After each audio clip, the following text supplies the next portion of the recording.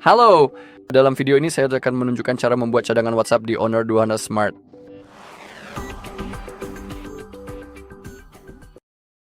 Baiklah, jadi untuk membuat cadangan kita perlu membuka aplikasi kita dan setelah kita di sini, klik 3 titik di sudut kanan atas dan sekarang kita bisa mengakses pengaturan. Sekarang gulir ke bawah, klik pada chat, gulir sekali lagi, temukan cadangan chat dan sekarang kita punya akun Google dan di sini kita punya email yang saat ini sedang kita gunakan untuk masuk.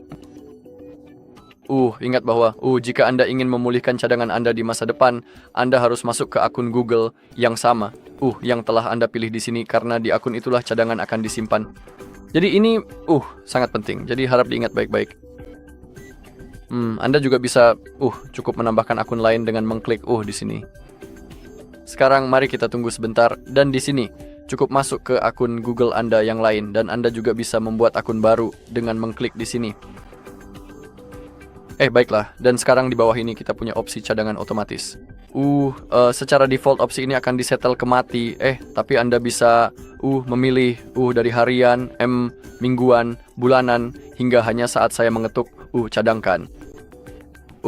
Dalam kasus saya akan memilih mode mingguan. Dan pada dasarnya itu berarti cadangan akan dibuat secara otomatis setiap minggu dan saya tidak perlu melakukannya secara manual. Jadi ini adalah opsi yang cukup praktis dan nyaman karena Anda tidak akan lupa untuk membuat cadangan Anda. Mungkin mingguan itu terlalu sering, tapi misalnya 1 bulan itu seharusnya sudah cukup akurat dan sangat-sangat memadai. Baiklah, di bawah ini kita punya opsi untuk menyertakan video. Opsi ini juga akan dinonaktifkan pada awalnya secara default. Jika Anda mengaktifkannya, semua video Anda juga akan dicadangkan. Anda juga bisa melihat di bawah berapa megabyte yang akan dicadangkan.